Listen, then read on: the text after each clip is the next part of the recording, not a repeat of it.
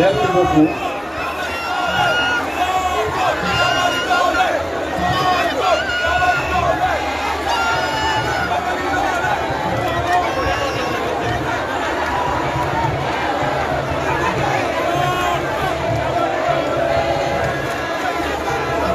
Merci beaucoup.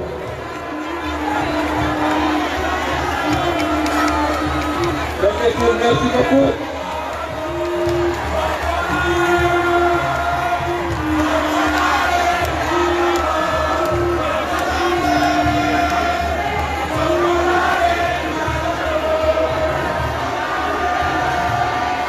Merci beaucoup.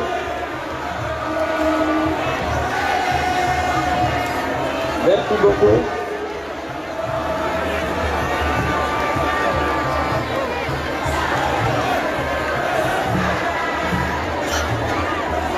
Merci.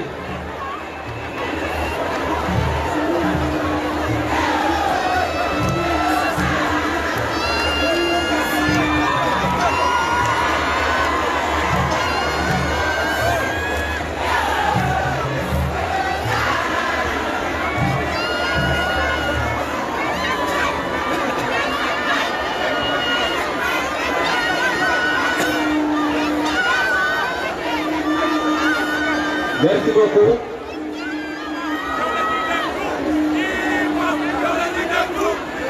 Merci. waaye léegi déglu leen kon.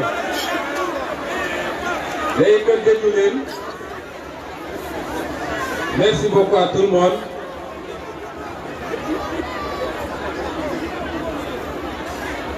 Merci beaucoup à tout le monde.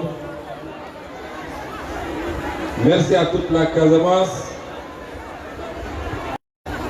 ay new daane juk bee juk kono juk wara musta juk ak konkon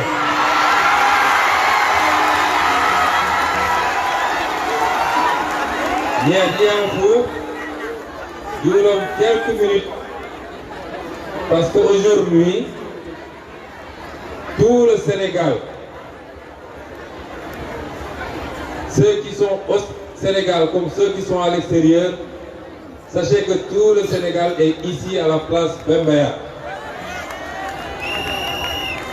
Tout le monde écoute, tout le monde suit le live, ou bien les lives. Donc, nous avons, comme nous le un important message à délivrer.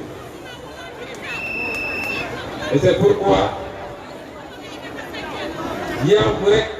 dina ko waykun di banjaat ba nu boobaa tout le monde ensemble vraiment yow donc balay commencer je vais demander une minute de prière. J'ai pas dit une minute de silence. Le silence, il y a mieux, c'est la prière. Donc, une minute de prière pour les 6 victimes de la mine qui a sauté à Kandiadjou la semaine dernière. Nous avons une minute, ñaanal leen.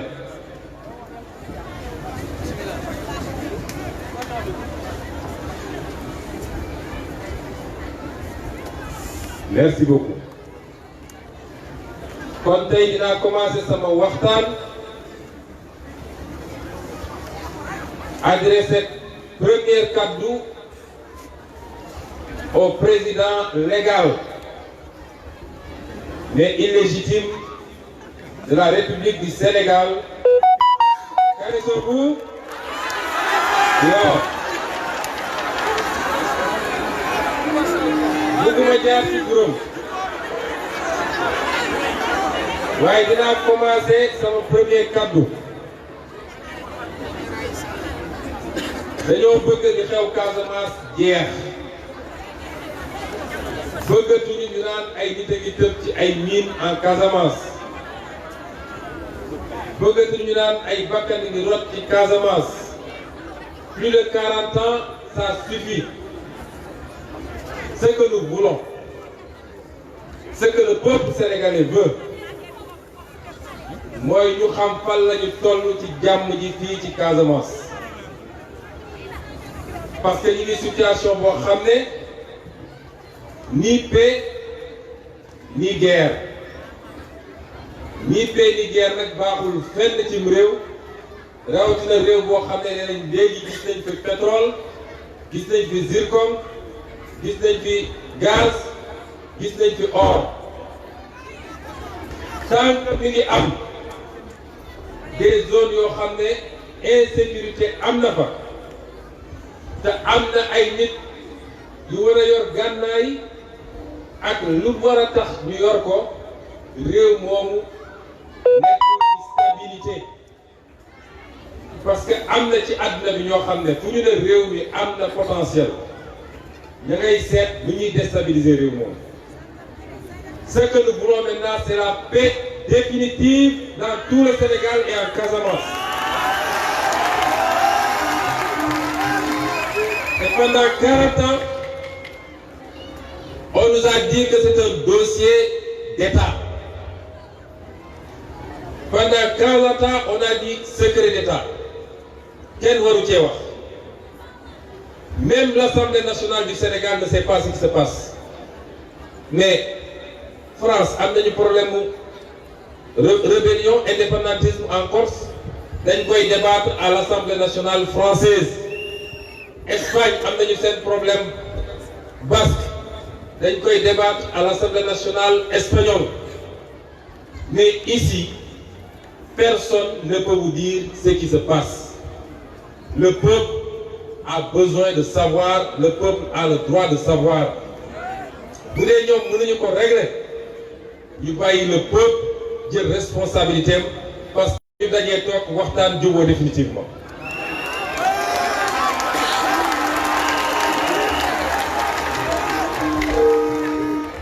Dès la semaine prochaine dinaa déposer sur la table de l'Assemblée nationale et du gouvernement sénégalais une question écrite sur cette question et ils me répondront et je m'adresserai aux Sénégalais pour leur expliquer ce qu'ils ont dit.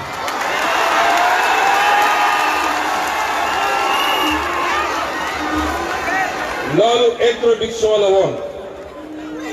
J'appelle tout le peuple sénégalais du Fouta à Casamance, de Dakar à Tambacounda, la diaspora, kilifa diine yi ak diine bu munti doon.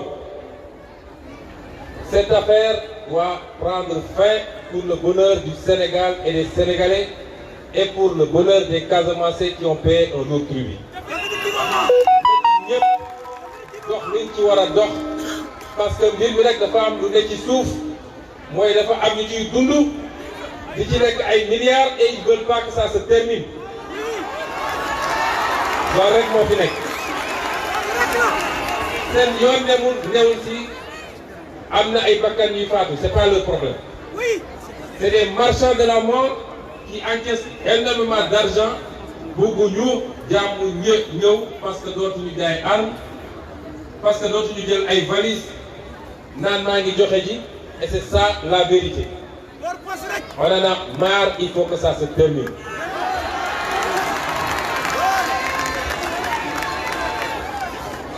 Je voudrais, à l'entame de mon propos,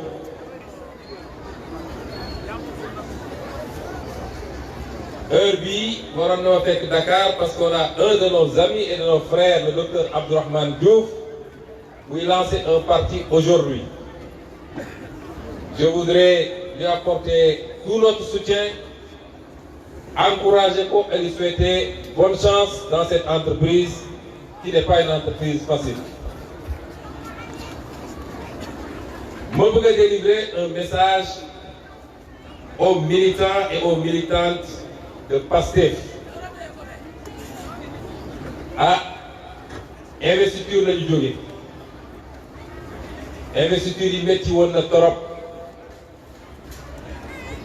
war a def investiture sur 554 communes et 46 départements exercice bu métti la ñu jóge foofu nekk PASTEF am na ses candidats par la grâce de Dieu dans pratiquement les 554 communes. Vous êtes l'un des rares partis politiques à pouvoir le faire, que 6 ans ngeen ko liggéey. Félicitations.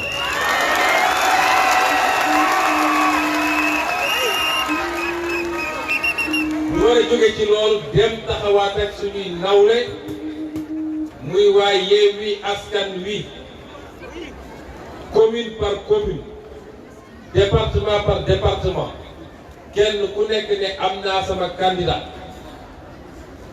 doonte ñun ñii parce que ñoo ci ëppale waaye Ziguinchor gii rek commune bi am na ay candidat nu mu tuuti 4 ou 5, département bi am na ay candidat nu mu tuuti 5 ou 7. ngeen war a dajewaat Yewwi Askan Wi pour trancher cela. Depuis dimanche passé jusqu'à aujourd'hui, de 10h à 3h du matin. Et hier, on a traversé toute la nuit, continué jusqu'à 10h, 11h. Ci dépouillement investiture yooyu la ñu nekk. C'est un exercice difficile et délicat. Et forcément, un exercice boo xam ne dina am des malheureux, parce qu'il faut choisir, et qui choisit élimine. Commune boo jël soo demee jéegul benn candidat moo ko mën a am. boo demee Thionkesil, d'ailleurs je devais commencer par Balingor, parce que Balingor moo remporté la palme avec mon plus grand score des élections présidentielles. Félicitations à Balingor.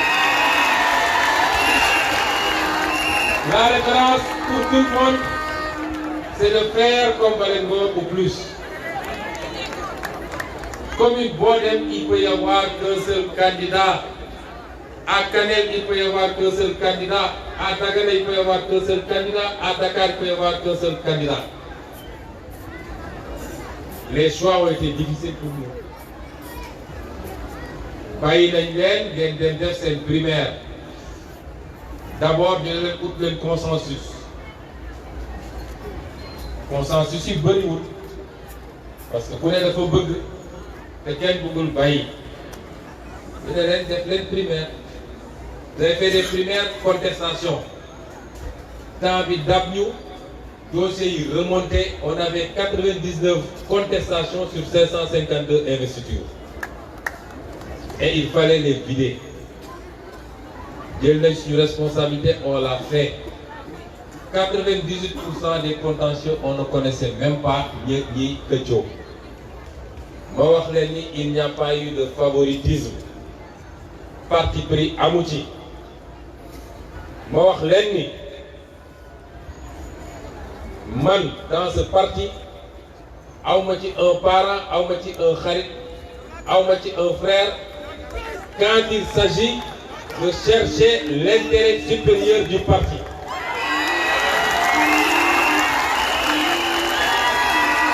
loolu awma ko. Souvent quand vous êtes à la base, ñenn ñi dañuy ñëw ne moi je suis un proche du président Ousmane Sonko. C'est possible, mais il n'est pas mon proche quand il s'agit de prendre des décisions dans l'intérêt du parti. Je n'ai pas de proche.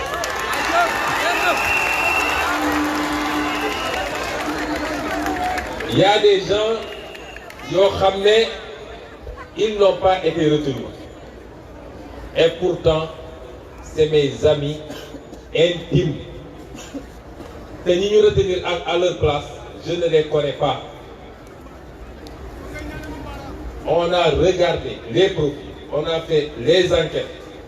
li ñu itteeloon mooy candidat bu ñu présenté qu'il soit le meilleur. Ils sont tous bons, mais on cherchait le meilleur candidat. À tous ces gens-là,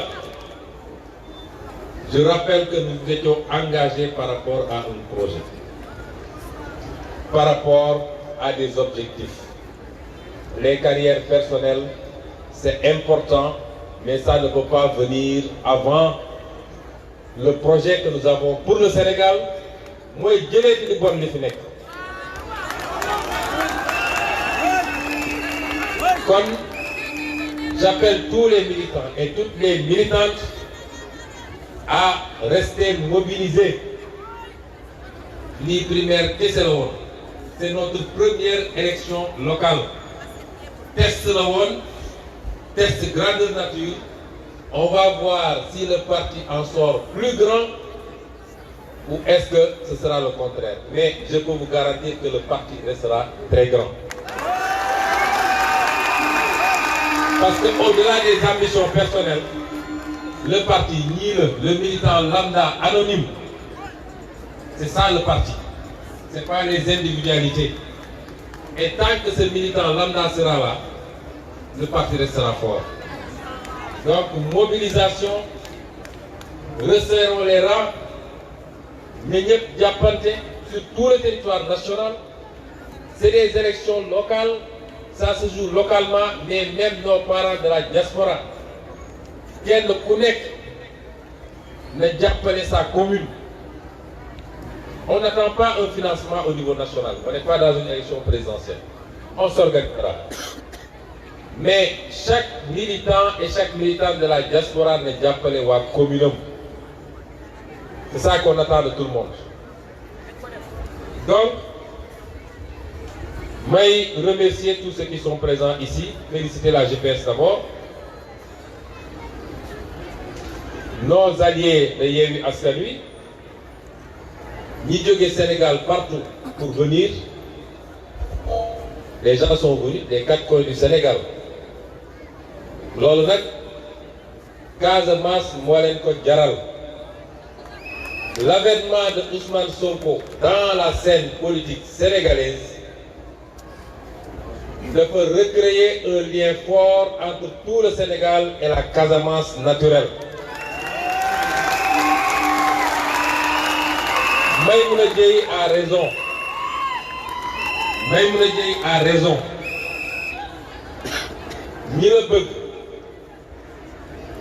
ñi nga bokkal bu ñu demee bay xëccoo mbëggeel ak ñi nga bokkal doonte ñëpp ñoo bokk nag Sénégal mais waxin la ça veut dire que ñi nga bokkal ñoo la gën a bëgg. kon ñi jógee fu sori paas seen paasu bopp jël seen auto pour venir nous rejoindre ici chez nous à Casamance, je vous dis à tous merci. Toutes les communes qui sont venues, en Soussané pour Oussouye, Famara Mané pour Kolda, Famara, on va venir bientôt à Kolda. Avion bi dafa fees ba noppi, tout Kolda ne peut entrer dans l'avion ni tout Sédhiou. Atab Sané pour Bounkiling. Bounkiling nag moom xam naa ni léegi war na nekk Boun Sama wala waratu nekk Bounkiling en principe. Ñuy remercier Chérif Amadou Diouf qui est un militant, j'allais dire international. Canada, France, Sujet Sénégal, il est à Mbelakadiao chez lui, il est ici à Ziguinchor, il est à Fatick, il est partout.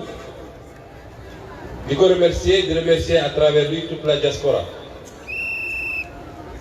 Je remercier l'honorable sénateur Sakho, mon doyen, qui est toujours à notre côté depuis 2019 et de manière inlassable. Je crois qu'on est chez lui ici à Périssac. Je remercier également ma sœur Nyima Goudiaby qui a posé un acte courageux jóge fi mbir mi tooyee fi ñuy séddale les milliards du Sénégal pour venir rejoindre Pastef. Nyima, nous avons ensemble beaucoup de choses à construire sur Dieu. De remercier, de féliciter également M. Georges Mansali, actuel 3e adjoint au maire, qui a posé le même acte pour venir renforcer Pastef à Ziguinchor et dans tout le département. Moi, avec tous ses collaborateurs, nous leur disons bienvenue dans nos rangs parce que c'est ça Pastef. Quand on avons créé le parti, on était moins de 10 personnes dans un salon. Mais dañu ne woon Sénégalais yi patriotes yi ils sont un peu partout. Et il va falloir aller les chercher ou alors leur permettre de nous rejoindre à tout moment de notre combat. Même quand on sera au pouvoir, des patriotes continueront à nous rejoindre. Ñun ñi ñuy fekk si dañ leen yaatal ñoom ñiy ñëw nañu d'accord uufu ñu liggéey yaatal dans l'intérêt unique du Sénégal. Je n'ai pas parlé de Yankouba parce qu'il a pris la parole, ni de Djibril Sonko, mais je félicite toutes les délégations avec une fois encore vraiment bu kenn mer mais une mention spéciale à qui? À Bignona. Bu kenn mer mais ku def lu rëy am lu rëy. Donc félicitations et mention spéciale à Bignona. Meeting bi, je sais que si on l'avait tenu à Bignona, on aurait beaucoup de problèmes. Déjà fii kenn xaju fi, mais c'était à Bignona, on allait multiplier par 5. Kon mention spéciale à Bignona. Dinaa leen waxtaanal nag rapidement ci ay poñ. Dina am lu mu wax lu yaatu loo xam ne Sénégal yëpp la.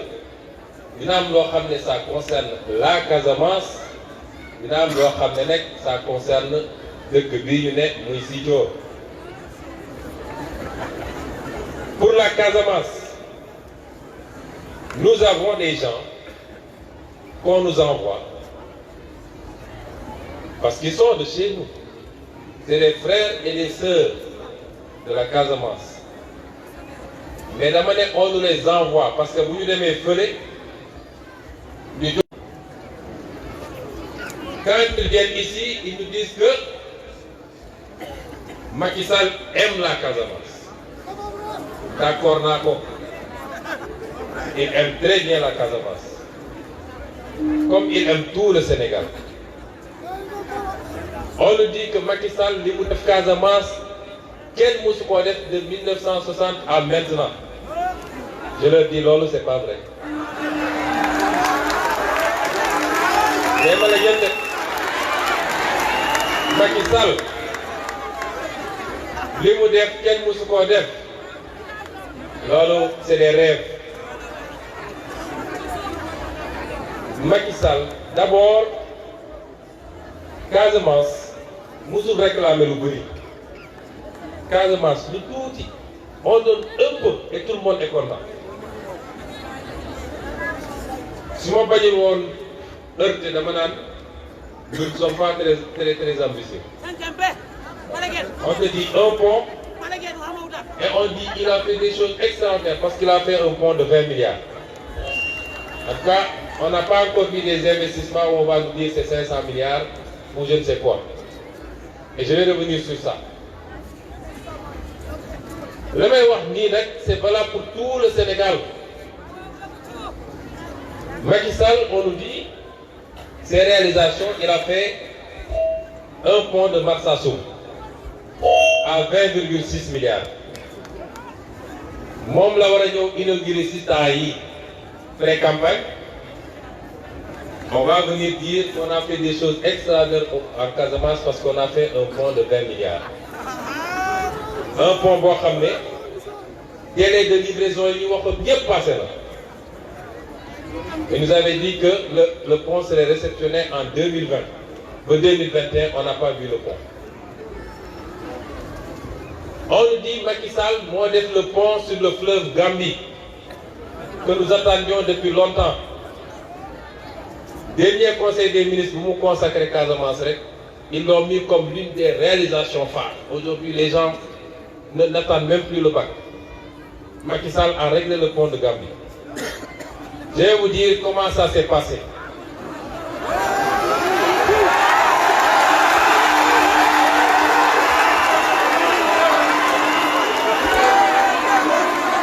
Xam nga xam nga nous on fait de la politique saine mooy suñuy wax dañuy wax xam-xam insulter recruter des nervis pour attaquer des gens c'est les tonneaux vides qui le font.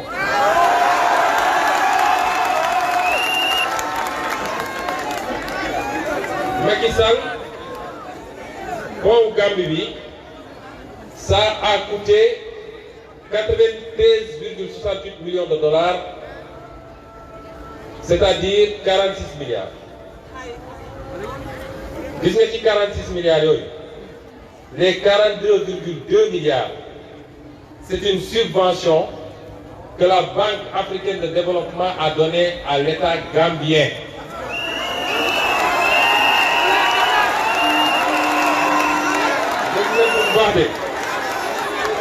Il dit que c'est lui qui a fait le pont. 46 milliards soo ci jëlee 42,2 milliards lan moo ci des. 4 milliards yooyu moom la Macky Sall Banque africaine de développement lebal ko c'est ça sa participation dans le pont de la Gambie. te li ma wax nii celui qui est garçon parmi eux il n'a qu'à sortir mu démentir ko.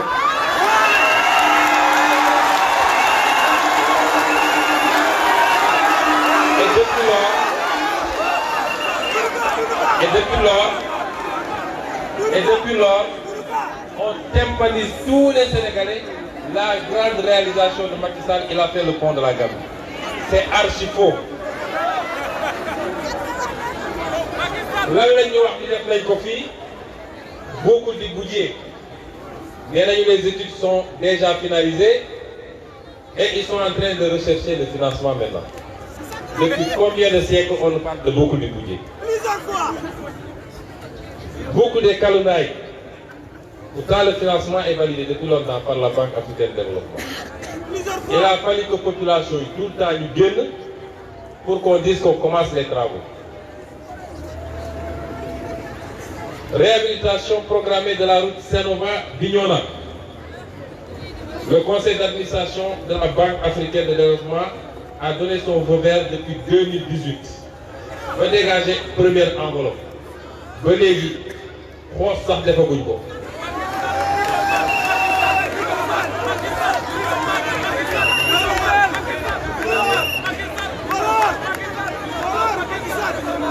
Vous prenez une réhabilitation, reconstruction rapide des ponts de Tobor, Émile Badiane, Bayla et Diouloulou. Depuis combien de temps ils nous parlent de ça?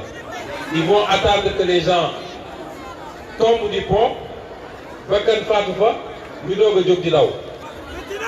Tous ces ponts-là sont devenus des bombes à retardement pour ñëpp ñu fay jaar. Qu'est-ce que Macky Sall a fait? nee nañu renforcement desserte maritime Dakar-Ziguinchor. Waa le bateau Aline Sitoé Diatta anam. Depuis combien de mois? Fan la nekk? Un bateau qui disparaît. Et li gën a garaaw ils sont en train de tuer le transport maritime parce que rek il y a une mafia bu ñu organisée avec des bateaux pour le transport de la noix d'Anacard et en même temps ñu ngi rey le transport par voie terrestre parce que nee nañu un Sénégalais n'a pas le droit de transporter de la noix d'Anacard par la route de Ziguinchor ou de Bignona ou d'Oussouye à Dakar ou à Touba ou ailleurs. loolu fii rek la am. On n'oserait jamais dire qu'un Sénégalais n'a pas le droit de prendre son camion, de mettre sa marchandise, de quitter Touba pour aller Saint-Louis ou de quitter Saint-Louis pour aller à Dagana. Pourquoi on dit que fii nit amul droit jël camion pour amener sa noix d'Anacard à Dakar? C'est pas normal.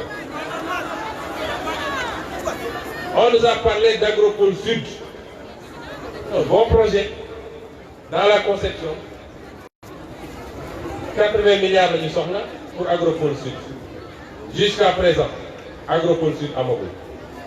Les fruits pourrissent en Casamance, les produits pourrissent parce qu'on n'a pas une vision pour la Casamance pour travailler ici, transformer ici et créer de la valeur ajoutée pour les Casamançais et pour le Sénégal.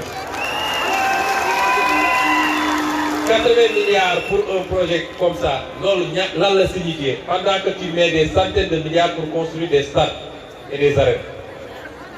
Puis tu crées des milliers d'emplois, tu crées de la valeur ajoutée, tu exportes et tu as de la devise. Et tu crées de la fiscalité pour les communes et pour l'État. nga bàyyi loolu yëpp di tabax ay affaires yu ñàkk fayda mais ñàkk vision weesu loolu et c'est ça Macky Sall.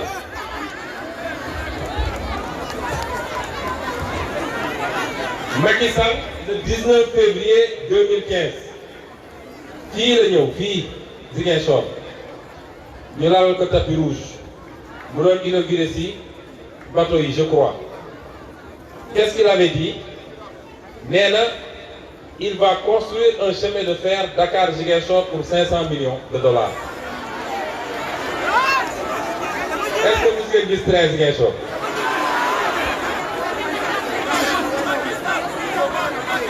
Nee na il va construire le chemin de fer Dakar-Ziguinchor pour 500 milliards.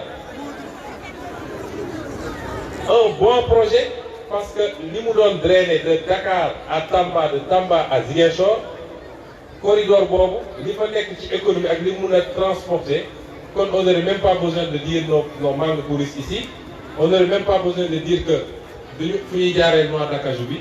Pendant ce temps tubaab yi ndax ko il a préféré prendre plus de 1500 milliards pour faire un terre qui est à terre jusqu'à présent.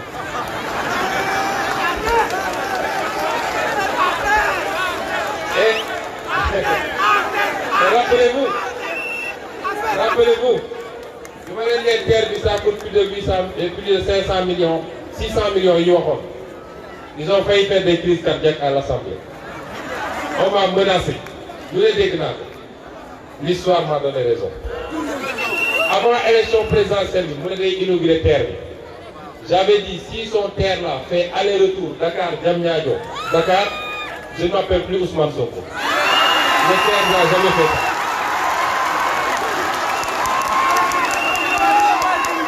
Voilà le bilan de Macky Sall et c'est ça que des politiciens de l'APR viennent de chez nous. Chaque week-end ñu ngi fii dans les radios, ils tympanisent les Casamançais avec le bilan de Macky Sall. C'est ça le bilan de Macky Sall. Te lii toutes ces promesses soo leen boole woon matul 300 milliards. Toutes ces promesses réunies. Et voilà qu'on vient wax gars yi lu ne ñu wax leen ko mais ça c'est fini. te bu door a ku ma mën de ça c'est fini. 1960 déjà chaque fois ils viennent ils racontent des histoires. Nous vous donnerons les chiffres, nous vous donnerons les faits te di ngeen xam ni waxuñu dëgg. Kon je sais déjà que c'est le cas. Je veux que chaque Casamançais et chaque Casamançaise ouvre les yeux. ñu xam ni naxambaay bi maquillage bi yàgg na fi mais dafa war a jeex. Parce que nag on a un potentiel extraordinaire qui à lui seul aurait pu développer le Sénégal. ñu nekk ci caaxaan yi rek. Pour ma ñëw nag ci Ziguinchor en tant que tel. Ziguinchor dafa am mairie bi dafa am maire bu ko yor ñi ngi jëm ci élection locale pour apprécier ndax maire liggéey nag wala liggéeyul wax ju bëri ji dalu ko dañu naan lan la maire bi diggee woon ak waa diggoon waa Ziguinchor en 2014 ak lan la ci def liggéey boobu nag def nañ ko. ñu wax ni 2014 équipe bi yor mairie bi dañu ne woon au plan culturel pérennisation de l'organisation de la biennale Zigfest. Est-ce que def nañ ko? Defuñu ko.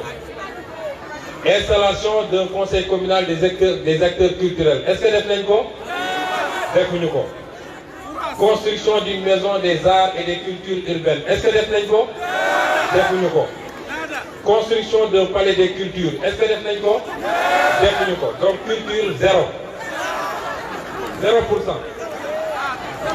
ñu ñëw ci sport comme il y a beaucoup de jeunes ici ñu ne réhabilitation du stade Jules François Bocandé est-ce qu'ils l'ont fait defuñu ko construction de 2 piscines municipales xam naa ni suñu doon xaar piscine yooyu gars yi dañu gaaw a mën fee defuñu ko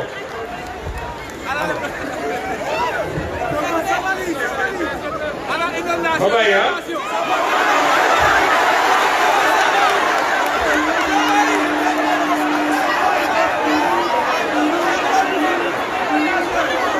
ñu ne construction de plusieurs plateaux multifonctionnels basket, handball, volleyball est-ce que gis ngeen loolu amu fi promotion de la lutte avec drapeau du maire est-ce que am na fi amu fi donc sport 0% également ñu ne léegi en matière de santé construction de postes de santé à Djibok, Djefay, Goumel et Colobane Komoda est-ce que def nañ ko defuñu ko ñu ne convention mairie UASZ boobu def nañ ko réhabilitation du dispensaire de Santhiaba avec le concours du PNDL boobu def nañ ko kon boobu am nañ 2 sur 3 tane na félicitations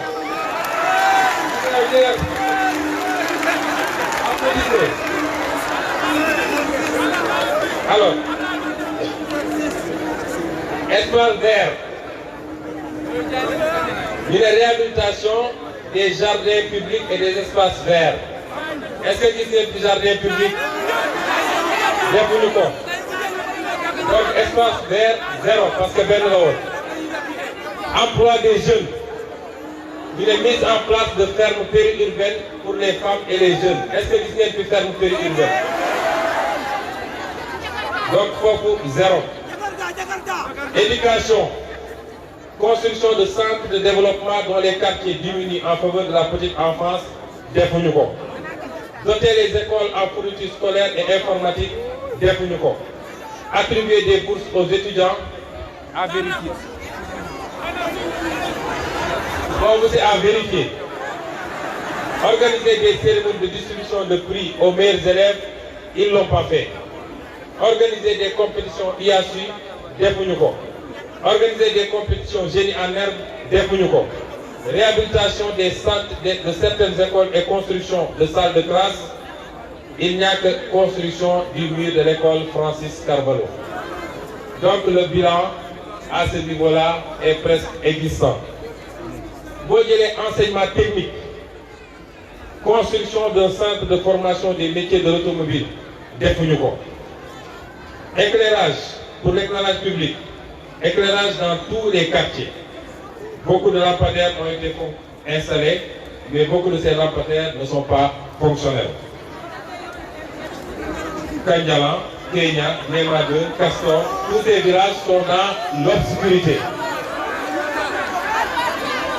transport mu ne construction de la nouvelle gare routière ce n'est pas fait construction des routes voiries il y a eu uniquement le Promoville or ñëpp xam nañu le Promoville c'est un programme de l'État du Sénégal une anomalie parce que un État central digne de ce nom du dugg ci ay quartiers di tabax ay tali loolu c'est les attributions des mairies mais je vais revenir à ça kon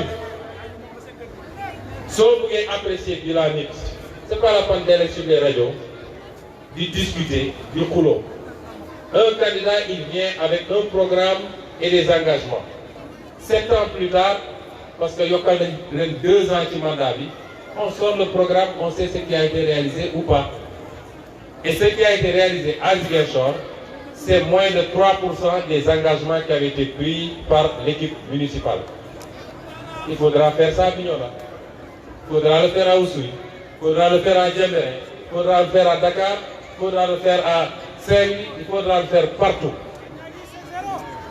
Alors, mais pour autant, mon frère Abdoulaye Baldé n'est pas un mauvais maire, c'est un bon maire. Vous savez pourquoi?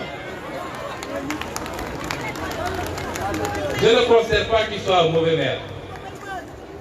Mais xam ngeen lu xew Sénégal, la décentralisation, c'est fait pour que ben acteur politique doit émerger à partir des communes.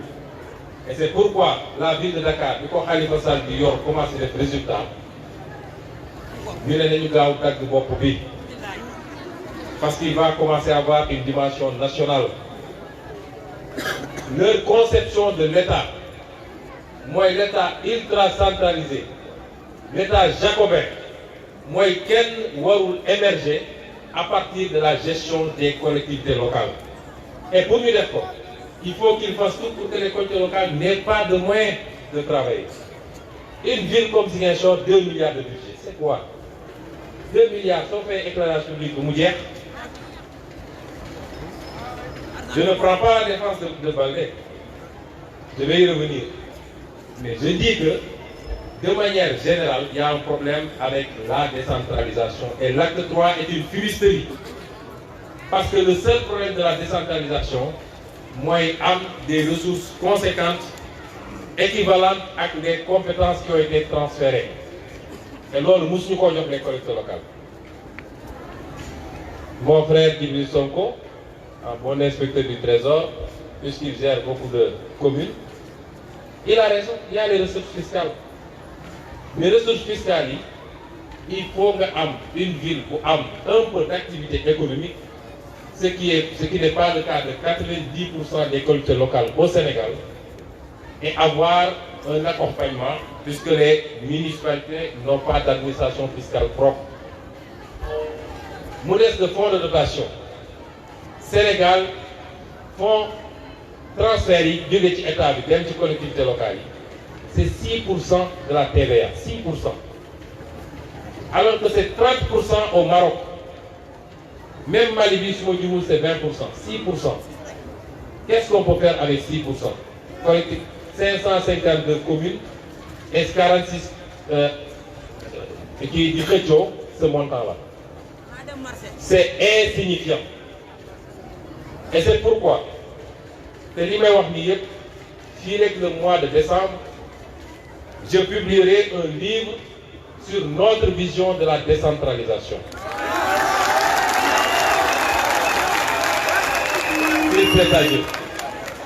Un livre que j'ai coécrit avec un Sénégalais qui vit dans la diaspora, M. Balla Kofana.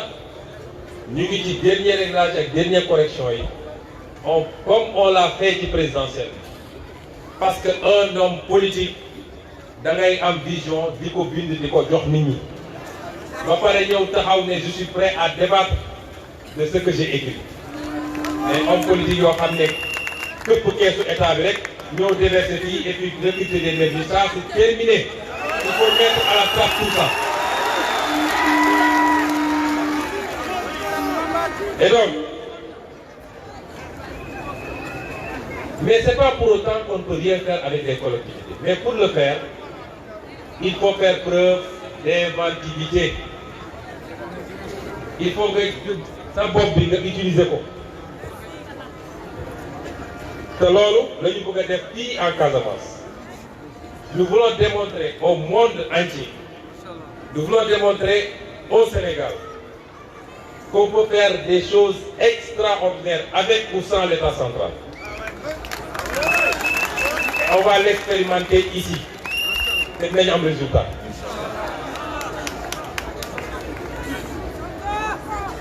Nous avons beaucoup d'ambition pour la Casamance. Nous avons beaucoup d'ambition pour le Sénégal. Nous avons beaucoup d'ambition pour l'Afrique. Voyez, Taïdi, bu ñu joxoon Sénégal 2019 xalaat bi ñu amoon ak programme bi ñu defoon te ñëpp dëppoo ni c'était le meilleur programme heure bi ñu koy appliquer.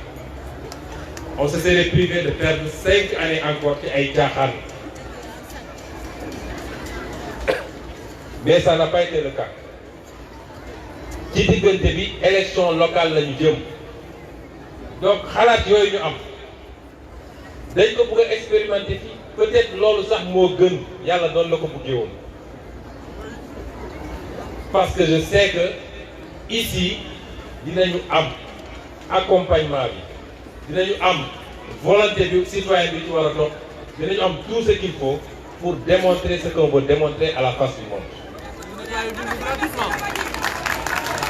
J'ai voulu le meeting de la Casamance naturelle, c'est pourquoi j'ai demandé même sur les benn cas na nit ñi jógee Kolda na nit ñi jógee Sédhiou boole ko waa région de Ziguinchor ñu daje fii ñu waxtaan. Mbokk yi, est-ce que vous connaissez le potentiel de la Casamance? Est-ce que vous connaissez le potentiel de la Casamance? Mun ngeen wax ci Sénégal foo xam ne tous les secteurs économiques daje na fa.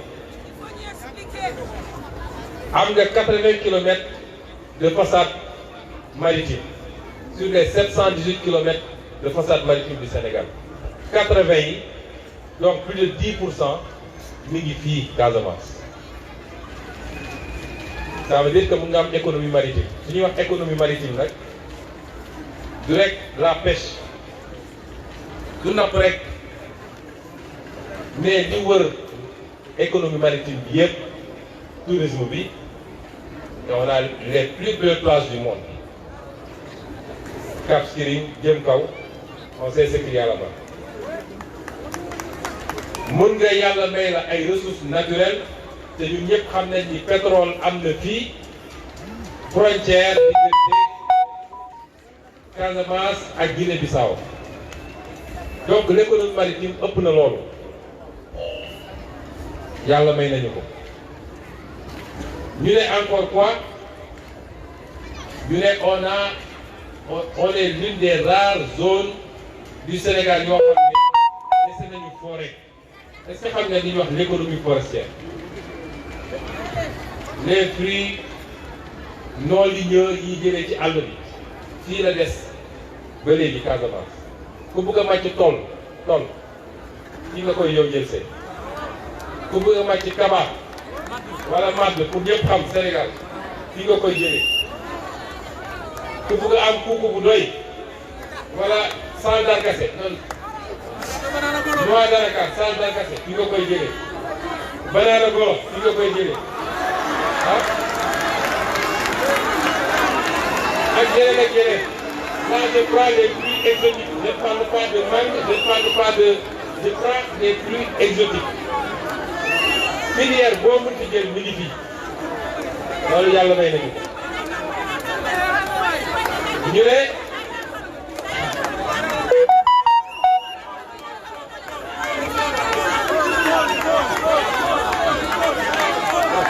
30 secondes rek ma noppal 30 secondes rek loolu yëpp am kon ko boytu 5 minutes rek yow da boytu dans 5 minutes je ferai tout loolu yëpp am ci ñu ne léegi nga am positionnement géographique boo xam ne tu as 3 frontières. Est-ce que vous savez li ñuy wax l'économie transfrontalière? On a la Gambie frontière, la Guinée-Bissau frontière, la Guinée-Conakry frontière, et on a tout ça.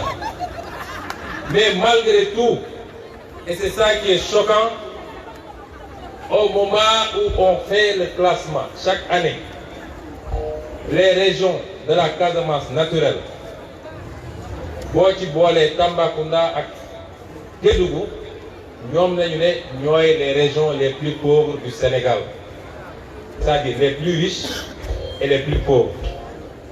Comme le Sénégal est l'un des 25 pays les plus pauvres sous l'ère Macky Sall du monde. Est-ce que loolu c'est normal? Donc ñun dañu jàpp ni am nañu vision pour Casamance dañu bëgg commencer expérimenter suñuy idée fii 2024 bu ñu joxee Sénégal ñu yaatal ko Sénégal yépp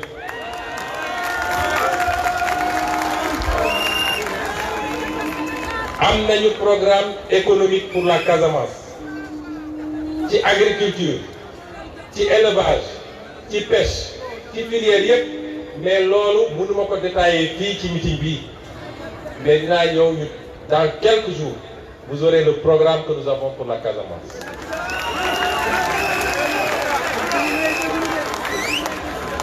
kon ñun jàpp nañ ni on peut faire de très grandes choses ici avec ou sans l'État li ci bi wax moo am lii suñu acte état mënuñu ko bañ a jox même si nag selon que kii opposition la bokk wala fële mun nañu essayer de faire attention mais man ce que je veux c'est que ñu gëm suñu bopp hors état ñu lancer suñu programme lii doon suñu responsabilité je vais venir avec des programmes discuter nañu waxtaan nañu ba pare avec des partenaires des bailleurs institutionnels comme non institutionnels li ma bëgg am ci engagement mooy quand on va dire te expérimenter nañ ko déjà dans le cadre du parti vacances agricoles citoyennes bu ñu ne janvier 2023 toutes les communes on va les rappeler à plus de 80% ni ko Djibi waxee ñu ne ensuite on va lancer un programme agricole hivernage 2023 toutes les productions dañ ko mën a multiplier par 2. Est-ce que vous vous engagez à notre côté pour réaliser cela? Est-ce que demain si nous allons lancer des programmes pour que nos villes soient les plus propres du Sénégal? Nous allons tous les 15 jours que tout le monde sorte. Nous devons est-ce que vous sortirez tous? Ay exemple lay joxe mais ce que je veux et ce que j'attends de vous mooy un engagement citoyen sans faille.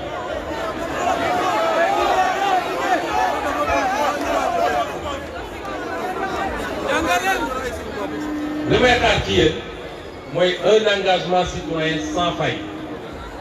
am nañu programme pour mettre ici en Casamance la première unité industrielle de traitement des déchets.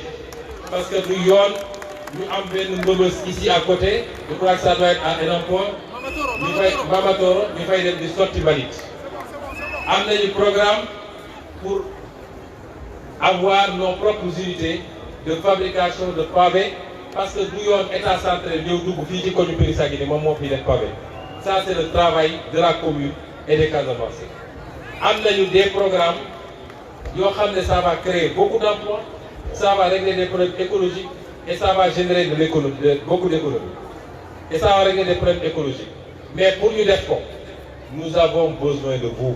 Moi, je n'ai pas besoin de l'État. J'ai besoin de vous. Est-ce que vous êtes prêts?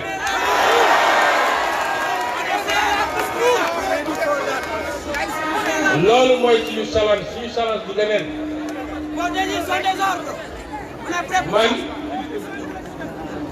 Mon grand-père, voilà mon arrière-grand-père. Il a été chef de canton. Il a fait beaucoup de choses. Même si il y a des gens qui ont fait des mais pas du tout d'ailleurs parce que c'est des paresseux. Mais si on a réglé le problème de la route Tobor-Ziguinchor, c'est grâce à lui, même s'il a contraint les gens à le faire. N'est-ce pas?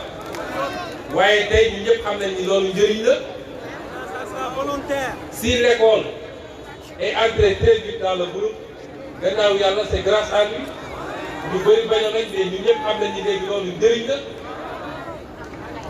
Nous ñun soxlaatuñu ko ñu contraindre parce que loolu jamono colon bi la mais ñun mun nañ ko defal suñu bopp ñooy bëgg suñu bopp bëgg suñu réew.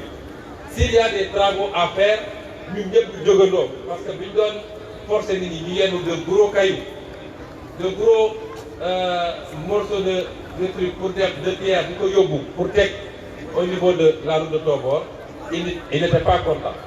Est-ce que nous sommes prêts aujourd'hui, maintenant, à faire la même chose mais volontairement? Parce que nous aimons notre Casamance. Est-ce que nous sommes prêts? loolu laa soxla ci yéen soxlawuma leneen la ca des bàyyi leen ñu ko parce que am nañu gis-gis bi am nañu xam-xam bi am nañu yéene bi et c'est ça que nous voudrons faire avec le Sénégal parce que un pays waa réew mi koy tabax on vous dit les bailleurs de fonds ceux-ci ils prennent des avions dem di saraxu xaalis di lekk ñu koy fay des générations un pays c'est les fils et les filles du pays ñooy tabax réew mi. Et c'est ce qu'on veut expérimenter ici. Est-ce que vous êtes prêts?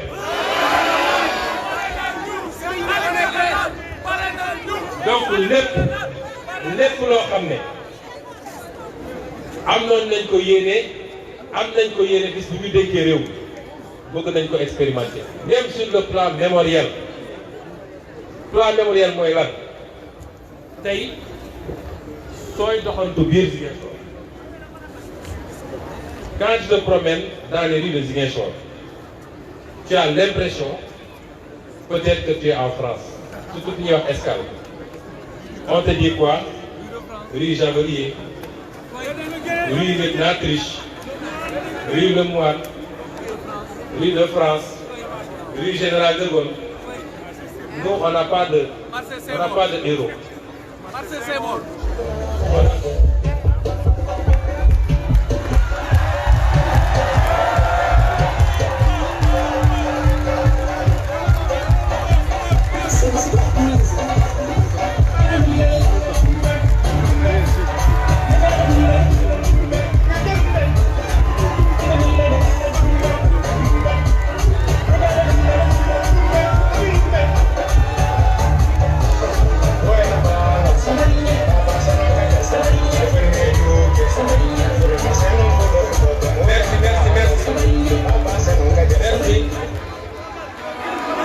Merci.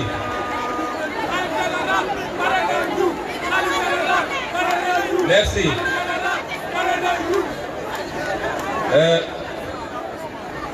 maa ngi jéggalu, il y a des gens qui doivent rentrer loin, mais c'est important parce que c'est le résumé de notre combat politique depuis qu'on est en politique. La souveraineté, la fierté d'être ce qu'on est, mais surtout la fidélité à notre histoire. Parce qu'on nous a fait croire qu'on n'a pas d'histoire. Le vainqueur a écrit l'histoire. Le vainqueur Moïkan, c'était le colon. Et il nous a dit que nous n'avons pas d'histoire. Est-ce que Khamien Kan Moï, capitaine Javelier? Ici à côté, il y a la rue Capitaine Javelier. Capitaine Javelier, en 1914, il a fait un recrutement forcé ici à Bignona. Nous avons des soldats, des Bignonois engagés par force de la Première Guerre mondiale. Il en a amené 117. Ces 117 sont allés et ils ont été tous massacrés. Avec lui, dans le moment où il est resté là-bas, ils ont été massacrés au mois de novembre 1914 à Arras, en France. Moi, nous avons une rue pour lui rendre hommage. Mais les 117 Casamancés qui sont morts là-bas, c'est des anonymes. Et 60 ans après l'indépendance, nous, on continue à célébrer ce monsieur. Le lieutenant Truche, il a opéré des massacres dans le Kassa. Parce que les gens avaient refusé de payer l'impôt. Moi, un détachement de 500 hommes et il est allé massacrer les gens. Et les gens se sont organisés. Les troupes du Ayoun, les gens du village de Kagnout, et en 1886, nous avons organisé une contre-attaque et ils ont tué là-bas le lieutenant Truche. Et on donne au lieutenant Truche le nom d'une rue à Ziguinchor. C'était normal, tout va bien, nous colonisé. Mais nous, après, on continue. C'est pourquoi cette rue, si je suis maire, elle va s'appeler...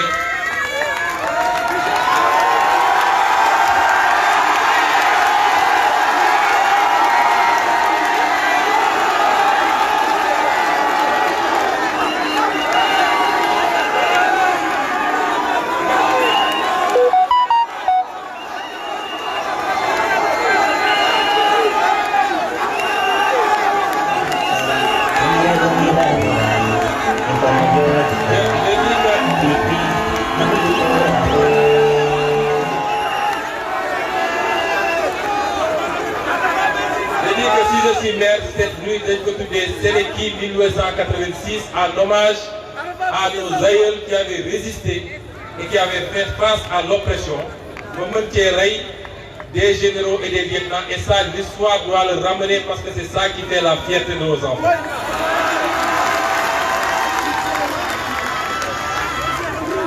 Alors, je ne vais pas être long parce que je me dégoûte. Ouais, depuis quelques temps, dès que nous brûlons. Je vais vous poser une question. Elle est très simple.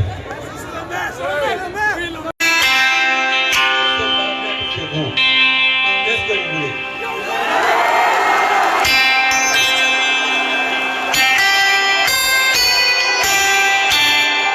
Meeting enfant. Je connais ma relation affective extrêmement profonde qui me lie à la Casamance. C'est l'IN voir ça ne tombe pas dans l'oreille d'un sourd. Mais d'accord, moi pour autant, je ne suis pas d'accord. Vous voulez que je sois maire de Ziguinchor, une réalité forte, ou des communes appartenant à la même mouvance politique. Les maires, les présidents de conseil départemental se retrouveront autour de programmes, mettront en commun leurs moyens.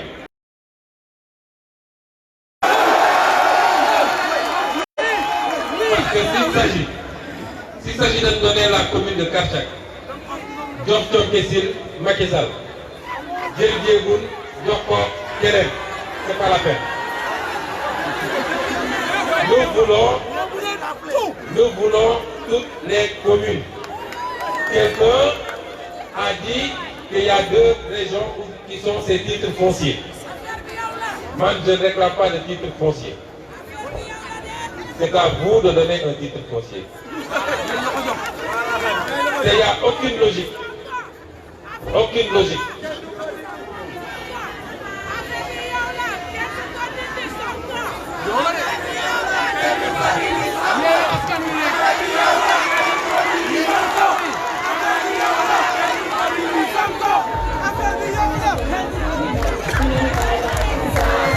La deuxième chose, pour ça, ce que je veux, et je le dis à toute la Casamance, les maires qu'on va vous présenter, sachez que ce n'est pas des individus qui se... Vous êtes isolément mon pour n'être maire. C'est un projet qui se présente à vous. Et que ce candidat-là est un élément pour le projet. Et que tous ensemble, après, il ne s'agit pas de nommer un maire après dire qu'il n'a pas travaillé, il a travaillé. On va faire une gestion inclusive avec un engagement citoyen permanent.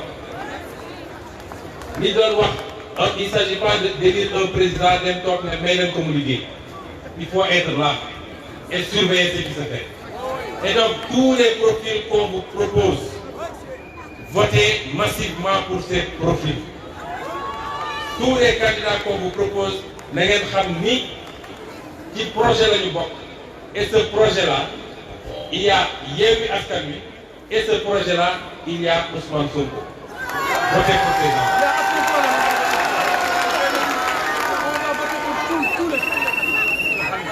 La deuxième condition,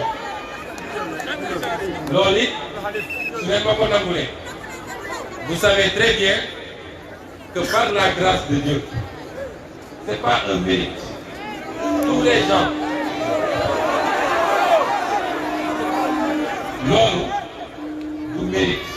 amee ni 10% la moo tax tous les gens qui s'agitent qui ne veulent bëgguñu gis Ousmane Sonko ñi ngi tout le temps ci réseaux sociaux ak ci télé yi saaga nañu xam ni yàlla mooy maye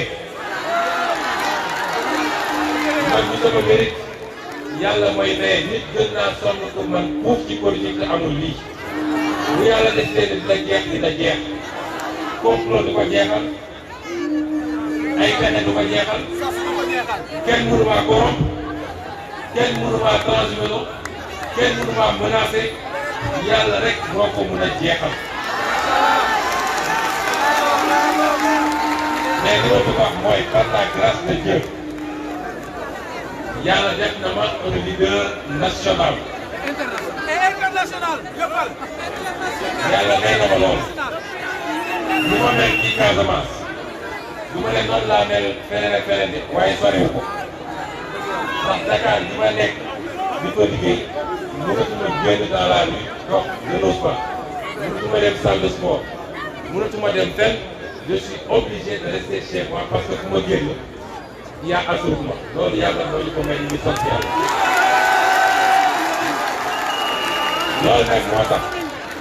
loolu nag moo tax même si j'étais candidat à Ziguinchor damay obligé de battre campagne pratiquement sur tout le territoire national pour dooleel suñu candidat yi fa nekk dinaa battre campagne Dakar pour jàppale candidat Dakar dinaa ko def Saint-Louis dinaa ko def Kaolack dinaa ko def feneen kon mënuma 21 jours campagne yëpp ma nekk fii. amul benn problème. est-ce que vous garantissez que vous gérez la campagne?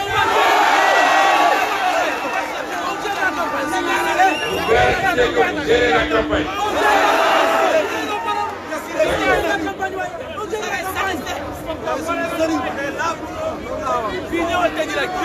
kon sous réserve de ces deux-là mën naa leen wax yéen. ma wax ko Sénégal ñuy suivre ñëpp ma wax ko àdduna bi yëpp que incha allah je serai candidat.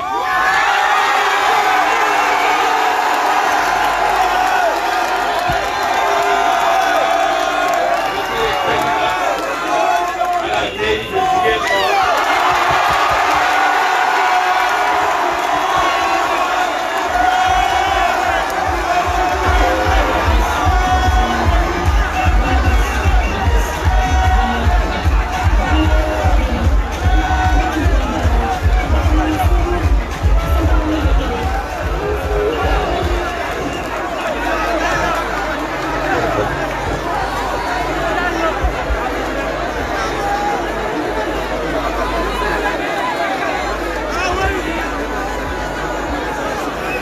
Je dis à la face du monde entier wax ko waa Sénégal yëpp wax ko waa Casamance yëpp que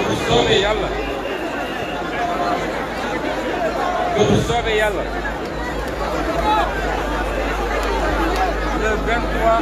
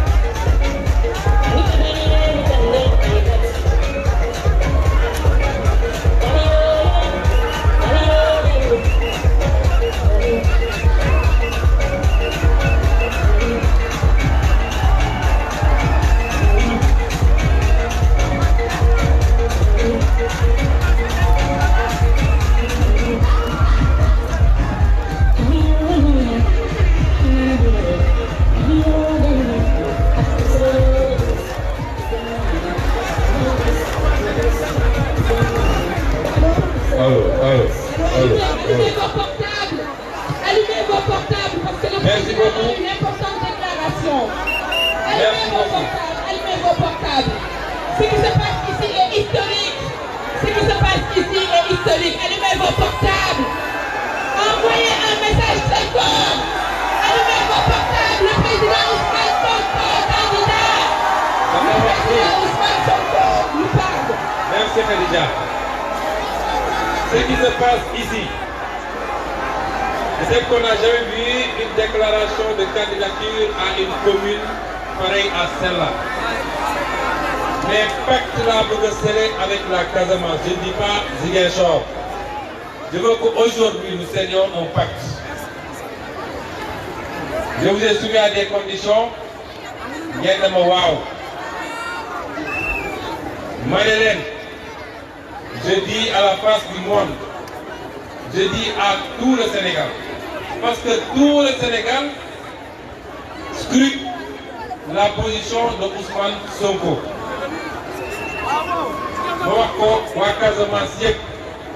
Que Inch'Allah, au soir du 23 janvier 2023, 2022, cette ville symbolique, cette ville importante, cette ville mythique de Ziguinchor aura son 6e maire qui s'appellera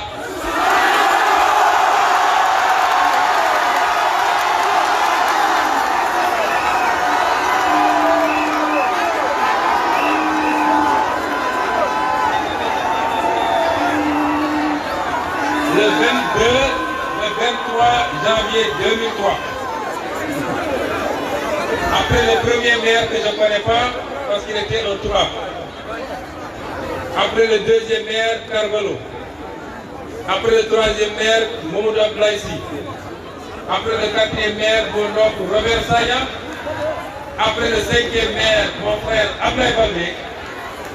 Ziguinchor soufflera une nouvelle ère avec un nouveau maire.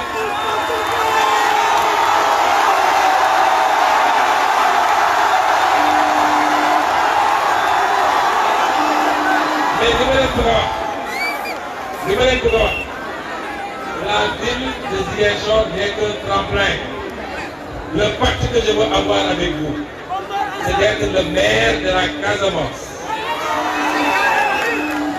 C'est d'être plus que maire et de partager avec toute la Casamance, toutes les mairies que nous allons gagner, une intercommunalité qui réalisera des choses formidables pour les populations.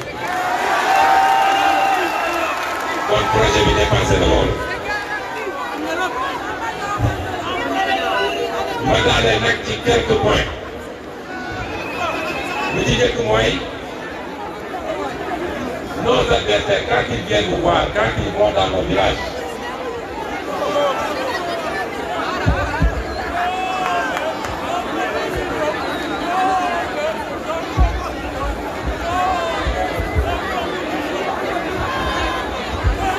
je disais que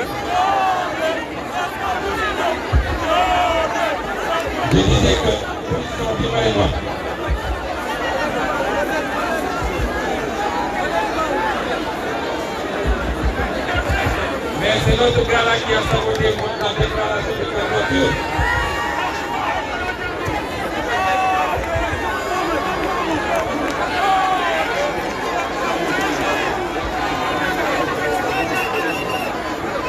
Allô? Je disais que... Est-ce qu'il y a une idée? Si le voit, il faut saboter la déclaration de candidature. Parce que Hamdani, candidature que vous avez, moi, ce sera pire même qu'en 2019. Moi, quand les micros fonctionnaient correctement, vos déclarations de candidature, vous avez eu. C'est le sabotage mystique.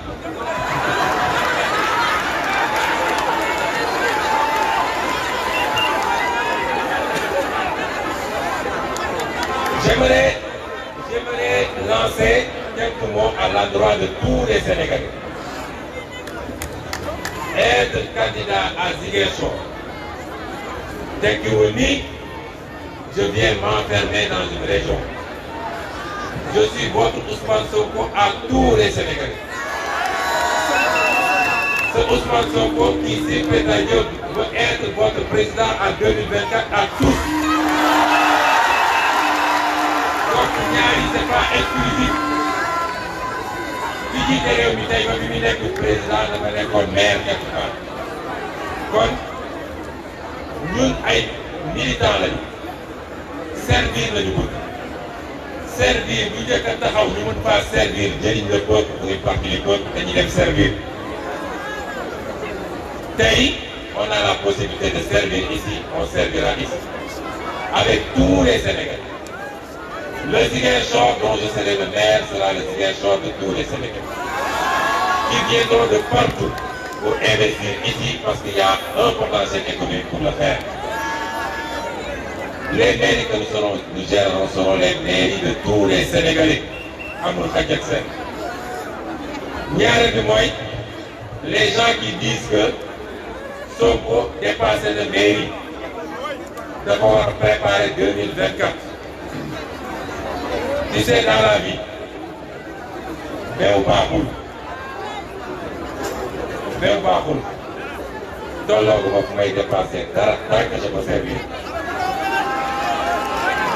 tolloogu ma fu may dépasser dara tant que je peux servir et en politique il faut savoir sécuriser ce que tu as et c'est pourquoi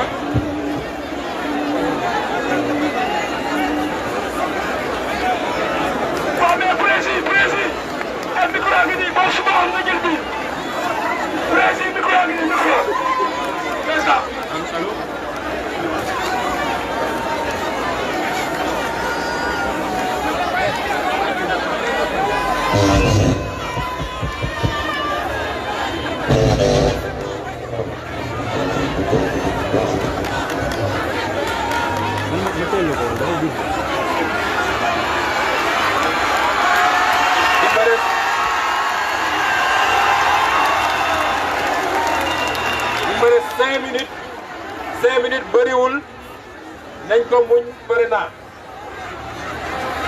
dama ne Sonko qui tourne le dos à la Casamance. Toute la Casamance réclame Sonko tourne le dos. C'est une forme de trahison. Et c'est pourquoi je suis venu répondre oui à votre appel en attendant de répondre oui à l'appel de tout le peuple sénégalais. beneen ma ci bëgg a wax mooy nos adversaires quand ils viennent vous voir dañ leen naan lii nawetaan la on peut comprendre élection présidentielle Sonko rek moo fi nekkoon candidat Casamance ngeen votel ko mais lii les candidats qui vont s'affronter sont tous des fils de la Casamance. loolu c'est un faux argument. D'abord c'est un argument régionaliste te ñun on n'est pas des régionalistes. Parce que quand je suis venu au meeting de Bignona, élection présidentielle, vous n'allez pas voter pour Ousmane Sonko parce qu'il est de Bignona. Vous allez voter parce qu'il a le meilleur programme, il a le meilleur profil, il est le plus intègre et il est le plus patriote. Non, le souvenir qu'on dit c'est qu'il s'il est un Matamois ou un Daganois, il va voter pour Sonko. Ça c'est le premier point. Le deuxième point, da ngeen xam ni élection yii du élection locale élection nationale la ñi fiy présenté wu c'est pas eux mes adversaires mon adversaire c'est Macky Sall. élection bi prolongation la ci élection présidentielle la mais lancement élection présidentielle bii di ñëw la donc su ngeen di voté chaque fois je dis ku wax ni bëgg naa yóbbu Ousmane Sonko au palais en 2024 mais yéene ma ko les communes en 2022 day nax boppam liy xew ci élection yi mooy déterminer li war a xew ci élection présidentielle. Donc ces élections c'est entre nous et Macky Sall na ngeen ko xam. La dernière chose bi may wax mooy élection locale yi ñaari enjeux yu mag ñoo ci am. mooy Dakar et Ziguinchor comprenez ça ñaari enjeux yu mag ñoo am te yooyu mooy Dakar et Ziguinchor. Dakar parce que c'est la capitale du Sénégal, Ziguinchor parce que le chef de l'opposition est de Ziguinchor. Macky Sall dans sa tête bu gagner ñaar yooyu il va déclarer sa candidature pour un troisième mandat. Ils vont amener beaucoup d'argent à Ziguinchor. Des milliards dinañ ko andi fii pour essayer d'acheter les électeurs. Je ne crains pas cela. Mais je tiens à lancer un avertissement à Macky Sall. Élection, il y a un sacrifice. Ça n'a pas été possible en 2009, 2019, ça ne sera pas possible en 2024. Est-ce que dire que c'est un moussa qui élection? Est-ce que vous nous assurez une victoire à 70%? Donc vous avez votre candidat, Boudina, je vous remercie. Je m'excuse d'avoir été très long. Je suis très fier de vous. Yalla Yalla Faylen et serrez-nous les coudes parce que l'histoire démarre aujourd'hui. L'histoire démarre ici en Casamance. Je vous remercie.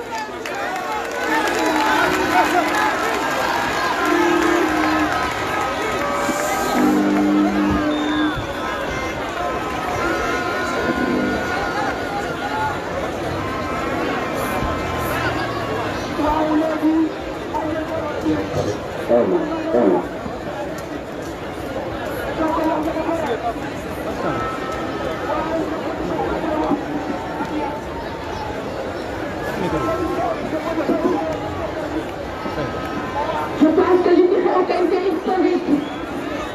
Ce qui se passe ici à Ziguinchor est historique. Le président Ousmane Sonko a déclaré sa candidature pour la mairie de Ziguinchor. Le président Ousmane Sonko, le président de tous les Sénégalais, le président légitime pour nous les patriotes, vient de déclarer sa candidature pour la mairie de Ziguinchor. Mais en même temps, il se veut être le président. Ousmane Sonko se veut être le maire de toute la Casamance. Nous, tous les Casacés, nous votons en masse la liste Yewwi Askan Wi pour mettre des maires patriotes, des maires de Yewwi Askan Wi. Au soir du 23 janvier 2022, vous êtes donc mairie le président Ousmane Sonko. Si vous êtes d'accord, dites oui. Nous sommes d'accord et nous sommes prêts. Nous allons accompagner le président pour qu'il aille briguer la mairie.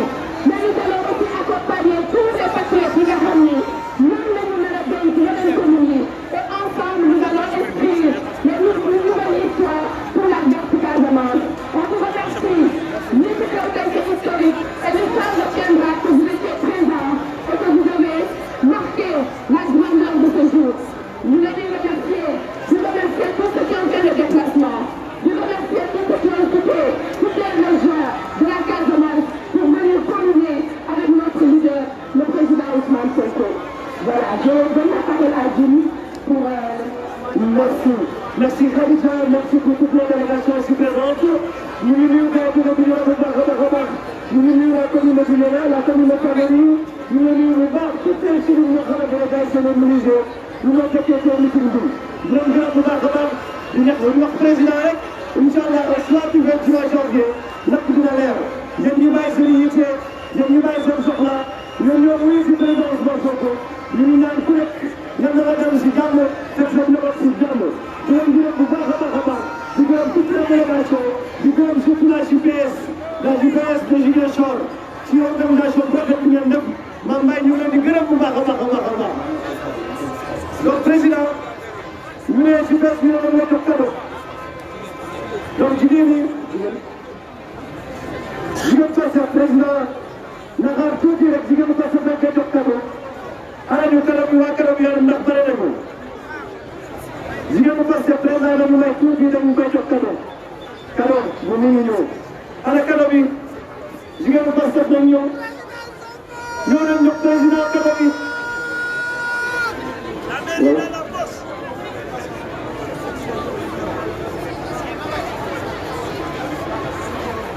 La mairie dans la poche. Président Sonko. Tout à fait. Président bi kaddu ba am solo. Nee na ñu wax leen ni dans les 48 heures à venir ku ñu remercier au niveau du conseil départemental de Ziguinchor di leen ko xam. Donc affaire yi def na Inch'Allah dans les 48 heures délibération bi dina am de la population de Ziguinchor et de la Casamance en général et de tout le Sénégal entier. danañ xam kan la ñuy investir au niveau du conseil départemental Inch'Allah rabbi. Donc ñu wax jigéen ñi ñoo leen bokk ñu war a joxe cadeau yi parce que guddi na gars yi war a dem bu sore. ana ñu war a joxe cadeau bi ñoom may jigéen ñi war a joxe cadeau bi ñëw leen ngeen jox seen numéro ñu leen di xaar. karo bi pare na ñoo leen yëg leen escalier ngeen indi karo bi un karo bi nga xamante ne c'est représentatif un karo qui honore la Casamance qui honore les origines du président Ousmane Sonko donc karo bi benn na fi yëg leen escalier ngeen jox ko karo bi s'il vous plaît président yow ni président bi yow fekk si leen léegi tax leen gaay bu baax a baax a baax tax leen gaay bu baax a baax a baax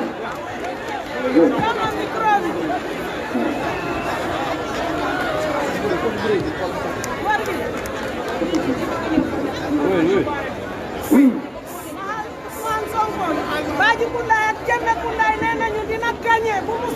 Inch'Allah rabbi président dina gagné dina fait une déclaration mythique candidat à la candidat pour la mairie de Ziguinchor donc loolu lu rëy a Inch'Allah rabbi au soir du 23 janvier Ziguinchor le 7e maire sera donc le président Ousmane Sonko kon ñu la nuyu bu baax a baax a baax donc président bu paree rek mu ñëw jël cadeau bi un cadeau symbolique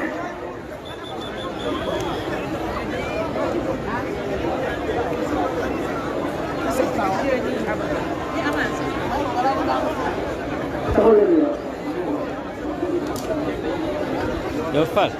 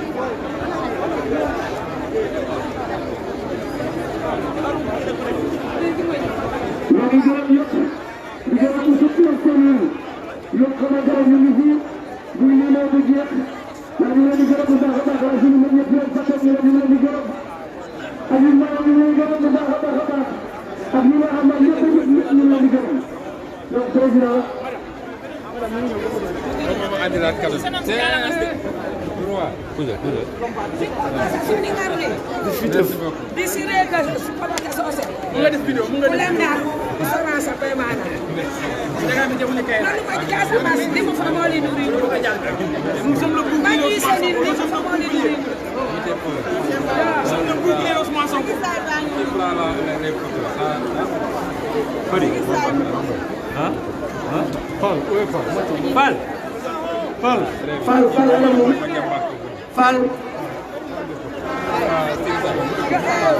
kii defal nii mu photo leen Fall taxaw na nag président bi photo leen Fall ñëwal nii Fall Fall lii laa leen indiwoon Dakar bii danga koy baxal Fall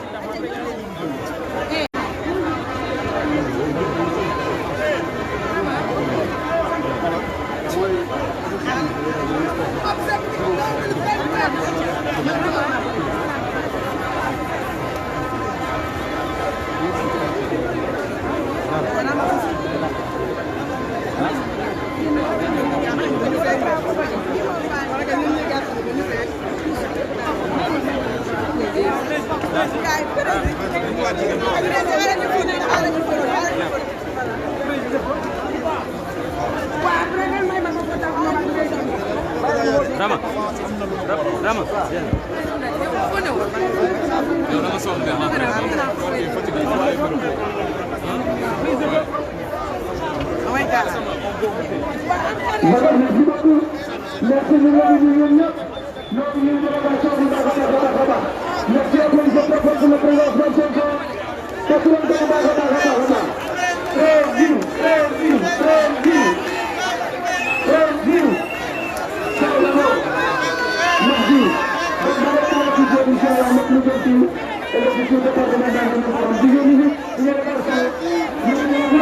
Merci.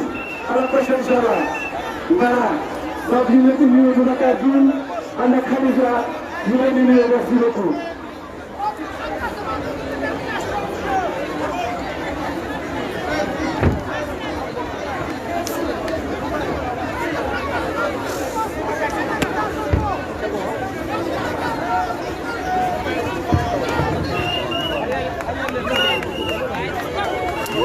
Hey, Fred.